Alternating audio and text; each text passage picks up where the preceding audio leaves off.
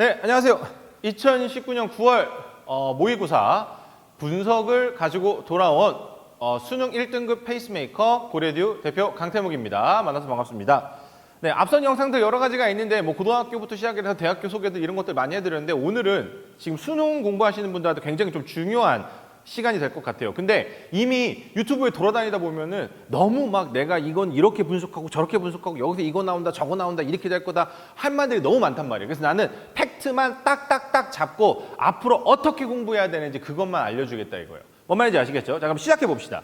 자, 첫 번째 화두가 뭐냐? 첫 번째 화두가 뭘까? 6평보다 9평이 난이도가 올라갔다라는 거야. 그렇죠? 6평보다 9평이 난이도가 올라갔어. 자, 그러면은 여태까지 수능을 계속 지켜보면 항상 가장 문제가 됐었던 게 가장 중요했던 게 뭐였어요? 6평이잖아요. 그렇죠? 평가 문제이기 때문에 6평이 굉장히 중요하다. 근데 그 6평을 기준으로 봤었을 때 만약에 6평 난이도가 여기 있고 9평 난이도가 여기 있다. 그럼 수능 난이도는요 9평과 맞춰집니다. 근데 6평 난이도가 여기 있고 9평 난이도가 떨어졌다. 그러면 수능 난이도는요 6평에 맞춰진다라는 거야. 뭔 말인지 아시겠죠? 근데 지금 6평보다는 9평의 난이도가 올라갔기 때문에 적어도 9평 정도에서 약간 더 상향된 느낌으로 시험 문제가 나올 거다라고 생각을 하시고 준비를 하시면 됩니다. 자, 그러면은 보자. 내가 분명히 얘기했잖아. 6평보다 9평이 어려웠어. 작년보다 올해가 더 쉬워. 올해가 더 어려워. 재작년보다 올해가 더 어려워. 자, 이 말인즉슨 뭐냐면은 예를 들어서 한번 보자 이거야. 작년도 국어 문제가 있어. 작년도 국어 문제가 있는데 그 작년도 수능 국어 문제처럼 난이도가 갑자기 미친 개떡상을 해가지고 문제를 보는 순간 와 머리 양옆으로 쥐어뜯고 입 들어가고 이런 상황이 나오냐? 그게 아니라는 거야. 그럼 왜 어렵게 느끼냐는 거야. 너네들이 지금 수능 공부하는 고3 학생들이 절대평가이기 때문에 공부를 안 하니까 어렵게 느꼈다라는 거지. 그러면은 어떻게 어려워졌는지 간단하게 보고 대비사항부터 보자 이거죠. 자, 그럼 어떻게 어려워졌냐? 원래는요 수능 문제가 어떻게 됐어? 내가 해석이 안 되더라도 기능성으로 문제를 풀 수가 있었어. 예를 들어서 연결어라든지 접속사라든지 아니면 뭐 역접이라든지 이런 것들을 추론을 해주고 대명사 치고 가면서 순서 잡고 삽입해주고. 근데 이게 지금 된다 안 된다? 안 되게 만들어놨다는 거예요. 근데 이것 빼고는 난이도가 크게 올라간 건 두 가지밖에 없습니다. 첫 번째 뭐다? 특수구문이 등장을 했는데 그 특수구문의 위치가 문장의 가장 앞에 들어갔다라는 거지. 제일 앞에 들어갔다라는 건 뭐야? 이게 제일 앞에 꽂혀지면서 밑에 부분으로 첫 문장 읽었는데 망했어. 이해가 안 돼. 그럼 밑으로 멘탈 나가버리는 거야. 그럼 그 문장 자체가 다 해석이 안 되는 거야. 전체적으로 다 해석이 안 된다는 거고. 근데 기존의 문제들은 어떻게 됐습니까? 특수구문 들어간 문장이 있더라도 그거 문장 제끼고 풀었어도 어느 정도 풀렸는데 이제 그게 안 되게 장치를 취해놨다. 두 번째, 그 장치가 뭐냐? 어휘라는 거죠.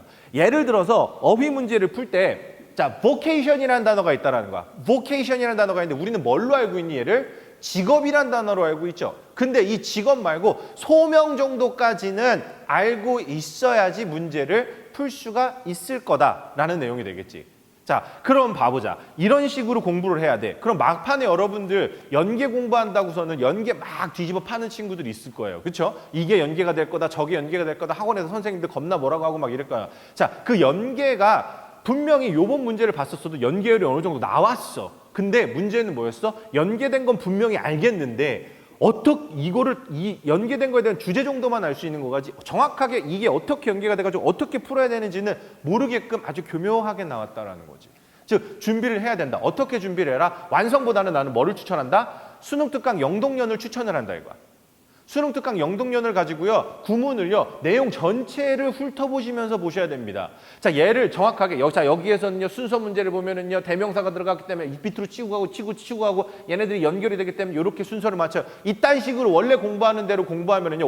올드스쿨 타입이라 그랬지. 올드스쿨 스타일로 공부를 하면은요. 절대 안 된다. 어떻게 해야 됩니까? 내용 꽉 눌러가면서 문장 하나 해석하면서 정통 영어 스타일로 공부를 해야 된다는 거야. 그렇지 않으면 어떻게 된다?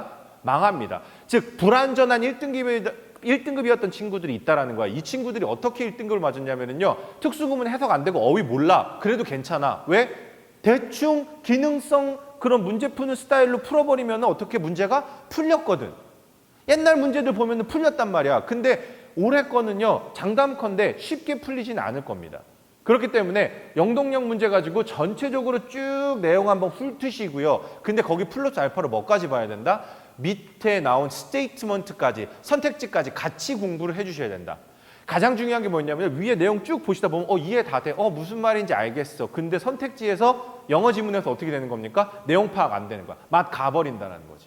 자, 그리고 가장 문제가 됐었던 게 자, 밑줄 다음과 같은 내용, 같은 의미로 쓰인 문장을 찾으시오라는 신유형 문제가 등장을 했죠. 자, 여기 신유형 문제 나왔는데 자, 이 신유형 문제가 난이도가 정확하게 주제문 스타일로 나올 거예요. 주제문 스타일로 나올 건데 이게 어떻게 나올 거냐면은 만약에 지금 이 상태로 등장을 한다면 그렇게 난이도가 높은 건 아니야.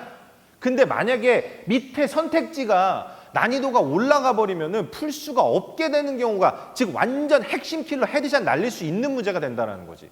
그렇잖아. 이거 3점 박아놓고서는 여기 선택지 올려놓고서는 이거 같은 의미로 쓸 수 있는 거 찾아봤어. 그럼 선택지 난이도 올라갔어. 못 찾아. 뭔 말인지 알겠죠? 그러니까 지금 영동형 공부하시면서 어떻게 해봐야 된다? 주제문 다 찾으시고요. 패러프라이징 당연히 보셔야 되는 거고요. 어휘 꼼꼼하게 봐주시고요. 이해가 안 되는 단어들 다 정리하세요. 다 정리해놓고 그 정리된 단어들 암기 다 치십시오. 뭔 말인지 아시겠죠? 그렇지 않으면은요. 지금 불완전한 1등급들 2등급으로 100% 내려가게 됩니다. 이미 2등급으로 내려간 친구도 어마어마하게 많을 거야. 즉 어휘 공부하십시오. 특수구문 공부하시고요. 정통적으로 내용 분석하시면서 해석 다 해보세요. 자, 그리고 밑에 선택지까지 어떻게 해라? 같이 봐줘라. 얘네 같이 안 보면 어떤다? 큰일 납니다. 각설하고 내용 한번 정리해 볼게요. 자, 여러분들 수능 얼마 남지 않았습니다. 그리고 얼마 남지 않은 시점에 제 영상 보신 학생들도 있을 거고 안 본 학생들도 있을 거야. 너무너무나 똑똑하고 많고 영어를 잘 가르치는 선생님들이 많기 때문에 분석은요. 저도 올리긴 할 거지만 여러분들 입맛대로 보세요. 근데 하나 확실히 하게 될 거 여러분들요. 기출문제 위주로 공부하셔야 됩니다. 기출문제 위주로 공부하세요. 사설 푸시면 안 될 것 같아요. 왜냐면요. 사설은요.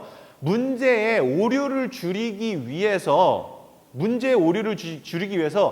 굉장히 많은 클루들을 던져줘요. 그래서 해석이 안 되더라도 그 클루들만으로 어떻게 문제를 풀 수가 있게 만들었어요. 근데 평가원이 지금 이게 안 되게끔 조치를 취해놨습니다. 절대평가로 바꾸고 나서 지금 작년, 재작년 계속 지금 1등급이 원래 8% 보고 간 건데 10%, 12%, 13%씩 나오고 있다라는 거야. 그러면 난이도 올라갈 때가 정확하게 난이도 올라갈 때가 됐어요. 그러면은 요거 세 가지만 준비하시면 됩니다. 어휘 공부하시고요. 특수구문 보시고요. 그리고 해석 위주의 선택지까지 꼼꼼히 해석을 해서 내용을 파악하실 수 있게끔 기존에 사전 준비하십시오. 이 세 가지만 하시면 1등급 받으실 수 있을 겁니다. 수능 얼마 남지 않으셨어요. 하루에 1시간씩이라도 꼭 투자하십시오. 그렇지 않으면은요, 여러분들 미래가 불확실합니다. 아무리 공부 잘하고 점수 잘 받았으면 뭐해. 영어는 당연히 1등급 받아야 가야 되는 게 됐잖아. 영어 1등급 못 받으면 망하는 케이스가 많거든. 뭔 말인지 아시겠죠? 자, 제가 방금 전에 말씀드렸던 세 가지 꼭 기억하시고 여러분들 입맛에 맞는 인터넷 강의 선택하셔서 강의 들으셔서 최대한으로 좋은 점수 만들어낼 수 있기를 한번 기도해 보겠습니다. 자, 절대로 잊지 마십시오. 여러분들 뭐 해야 됩니까? 어휘 공부하셔야 되는데 단어만 외우지, 그 뜻 하나만 외우지 말고 뭐야? 유의어까지 같이 다 파생어까지 같이 봐줘라. 다른 다이어, 다의어입니다. 다이어 꼭 주의해 주시고요. 특수구문 신경 꼭 쓰시고요. 그리고 어떻게 해석을 통한 문제를 정통 영어식으로 풀 수 있게끔 준비를 하시는 게 맞을 것 같습니다. 네, 감사합니다.